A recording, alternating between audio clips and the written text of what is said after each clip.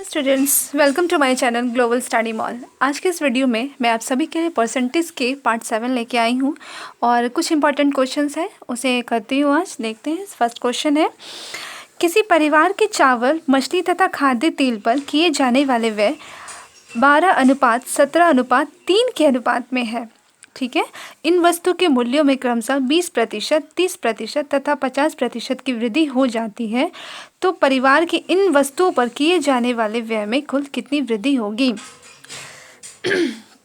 यहाँ पे ये कह रहा है कि कोई फैमिली है, उस फैमिली में जो खर्च हो रहे थे वो किस अनुपात में हो रहे थे। जैसे चावल, मछली और खाद्य तेल पर 12:17:3।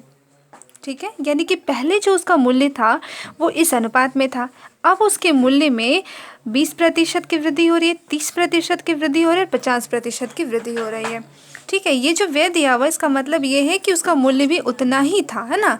इससे डाइवर्ट नहीं होना है कि ये व्यय और यहाँ मूल्य में दो अलग अलग चीज़ है, एक ही चीज़ है। ये उसका पहले का मूल्य था, अब इतनी की वृद्धि हो रही है। तो अब परसेंट में फाइंड करना है कि कितने प्रतिशत की वृद्धि हो रही है पहले के अनुपात में। तो पहले देखिए, मान लेते हैं कि पहले 12:17:3, यानी कि पहले जो इसका मूल्य था वो कितना था, 12x जोड़ 17x जोड़ 3x। इस सबको ऐड करते हैं। ठीक है। 17×3 20 और 20×20 40 और 2 42। ठीक है। यानी कि 17×3 20 और 20 और 12 32, 32x। ठीक है। अब देखिए यहाँ पे, अब जो वृद्धि हो रही है वो 12x में कितनी की वृद्धि हो रही है, 20% की वृद्धि हो रही है, यानी कि 120/100। ठीक है। प्लस 17x में कितने की वृद्धि हो रही है, 30% की, यानी कि 130/100। प्लस फिर 3x में कितनी की वृद्धि हो रही है, 50% की, यानी कि 150/100। 10 कैंसिल, 10 यहाँ से कैंसिल, 10 यहाँ से कैंसिल। तो 12×12 144, 144x/10। फिर 17×13 221, 221/10। ठीक है। फिर 15 45, 45x/10। ठीक है। तो एलसीएम सब फाइंड करती हूँ सबकी। 144x + 221x + 45x। ठीक है। एलसीएम तो आप सबको निकालने आती ही होगी। सबको ऐड करते हैं, तो ऐड करने के बाद कितनी वैल्यू आ जाएगी, 410 x/10। 10 कैंसिल, यानी कि 41x। अब देखिए, पहले जो मूल्य था वो कितना था, 32x। ये पहले वाला मूल्य है। ठीक है, पहले। और अब जो मूल्य हो गया, अब जो हो गया वो कितना हो गया, 43x। तो कितनी की वृद्धि हो गई, वृद्धि कितनी की हो गई, 43x में हम माइनस कर देंगे 32x को। ठीक है। तो कितनी की वृद्धि होगी, 9x की वृद्धि हो जाएगी। अब यही तो वृद्धि प्रतिशत हमें निकालनी है ना, वृद्धि प्रतिशत। तो मैं आपको बता चुकी हूँ कि जिसकी भी परसेंट निकालनी होती है उसकी वैल्यू ऊपर, टोटल के नीचे इंटू 100, यानी कि वृद्धि प्रतिशत। तो वृद्धि की वैल्यू ऊपर, टोटल, यानी कि टोटल पहले किस में वृद्धि हो रही है, पहले की तुलना में वृद्धि हो रही है, तो पहले का लिखना है ना, 32x इंटू 100। ठीक है। अब यहाँ से हम x कैंसिल, तो हम 4 से कैंसिल कर सकते हैं 8 टाइम्स में, 4 से 25 टाइम्स में। तो 25 × 9 225/8। ठीक है। अब 225 को अगर 8 से डिवाइड करते हैं तो 28 × 1/8%, यानी कि ऑप्शन नंबर डी आंसर। ठीक है। सेकेंड क्वेश्चन भी स्टूडेंट्स बिल्कुल सेम पैटर्न पे है, देख लेते हैं क्या है। एक कार के उत्पादन मूल्य में 3 मदे सम्मिलित है। ठीक है। कच्चे माल का मूल्य, श्रमिकों पर व्यय तथा अतिरिक्त मदे। ठीक है। 3 चीज़ें हैं। पहला है कच्चे माल का मूल्य, जिसका रेशियो दिया हुआ है 4, फिर श्रमिकों का व्यय 3 और अतिरिक्त मदे 2, यानी कि सबका जो रेशियो दिया गया है इसमें क्या है, किसी वर्ष इन मुद्दों पर खर्च, किसी वर्ष जो है इन मुद्दों पर खर्च जो है 4:3:2 के अनुपात में हो रही थी। अगले वर्ष कच्चे माल के मूल्य में 10% वृद्धि हो गई। बिल्कुल सेम क्वेश्चन है कि कच्चे माल में ये जो 4 है इसमें कितने की वृद्धि हो गई, 10% की वृद्धि हो गई। श्रमिकों के व्यय पर यानी कि ये इस 3 में कितने की वृद्धि हो गई, 8% की वृद्धि हो गई। तथा अतिरिक्त मदों पर 5% घट गई, यानी कि ये जो 2 है वो 5% घट गया।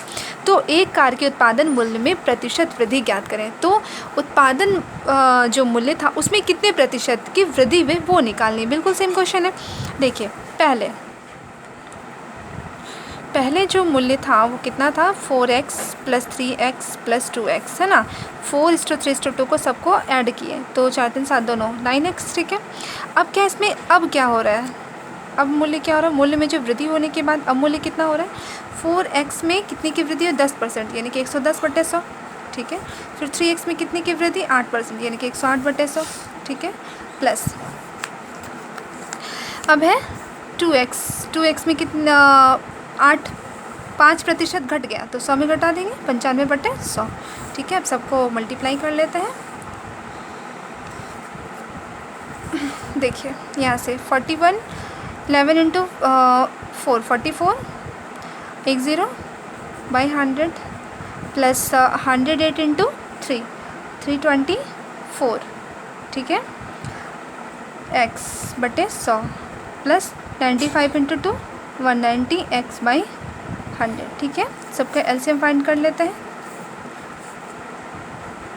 440x plus 324x plus 190x, सबको ऐड करेंगे।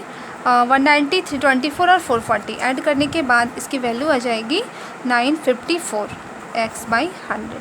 अब देखिए यहाँ से 2 0 है तो पीछे से 2 अंक के बाद हमको पॉइंट बिठा देना है, यानी कि 5 4 5, इसके बाद पॉइंट बिठा देना है। अब क्या बचा 9, यानी कि 9.54x।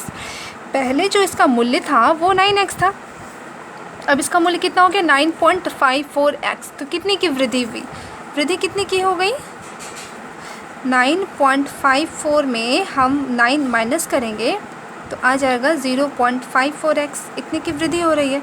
तो वृद्धि प्रतिशत निकालिए ना, वृद्धि प्रतिशत, तो वृद्धि कितनी की हो गई 0.54x। किस में वृद्धि हुई, पहले वाले में यानी कि 9x में इंटू 100।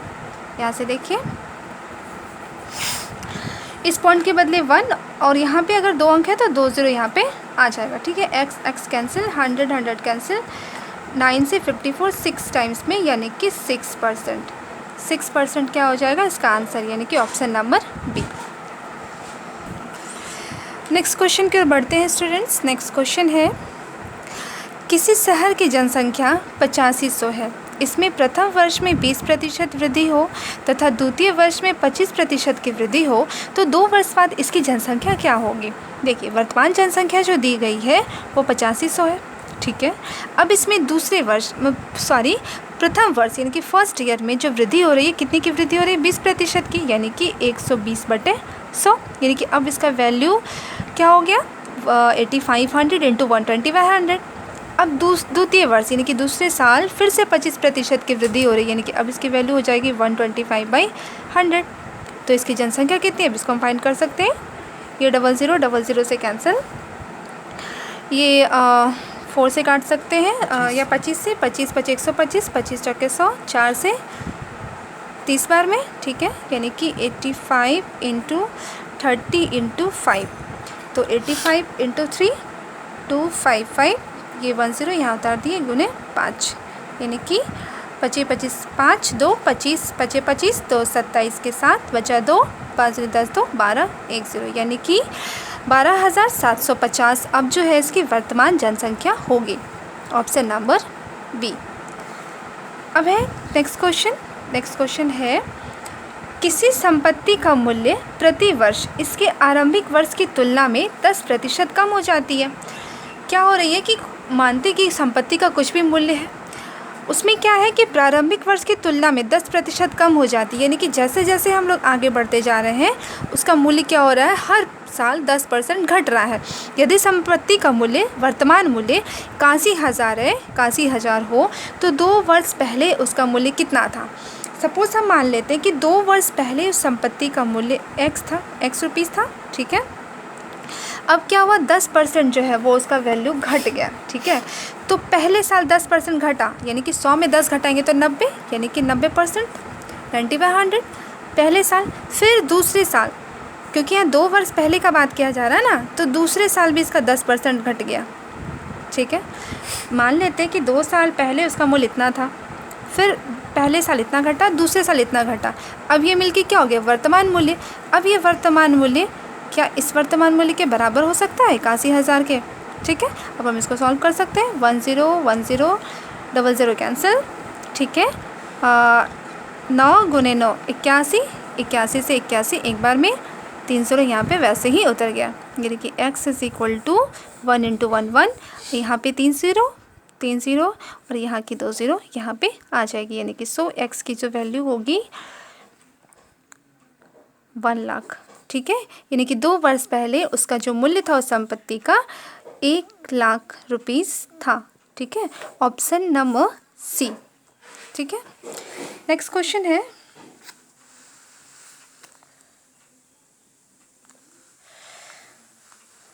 एक गांव में प्रतिवर्ष 10% बच्चों की वृद्धि होती है। एक गांव में प्रतिवर्ष 10% बच्चों की वृद्धि होती है।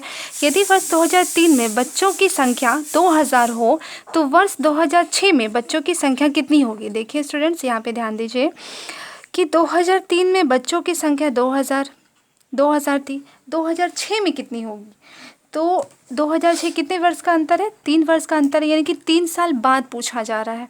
तो देखिए वर्तमान जो है अभी, यानी कि 2003 में 2000 है, अब 2004 में 10% की वृद्धि होगी, यानी कि 110/100, ठीक है। ये 2004 की वैल्यू आ गई। अब 2005 में फिर 10% की वृद्धि, 110/100, ठीक है। तो पहले साल, दूसरे साल और तीसरे साल, 3 साल का अंतर है, फिर 110/100, ठीक है। अब हम यहाँ से वैल्यू फाइंड कर सकते हैं। देखिए 1 2 3 4 5 6 6 0, यहाँ भी 1 2 3 4 5 6, सारे 0 कैंसिल, ठीक है। 2 × 11 × 11 × 11, 11 के क्यूब 1331। अब इसको मल्टीप्लाई करेंगे, 2 2 × 3 6, 2 × 3 6, 2 × 1 2, यानी कि 2662, यानी कि 2662 कितनी जनसंख्या बच्चों की संख्या हो जाएगी 2006 में, यानी कि ऑप्शन नंबर डी आंसर। तो स्टूडेंट्स आज के वीडियो में इतना ही। अब मैं लास्ट वीडियो परसेंटेज के पार्ट 8 लेके आऊँगी, और आप सभी का जितना भी इम्पोर्टेंट क्वेश्चन था परसेंटेज का, वो सारे क्वेश्चंस मैंने करवा दिए।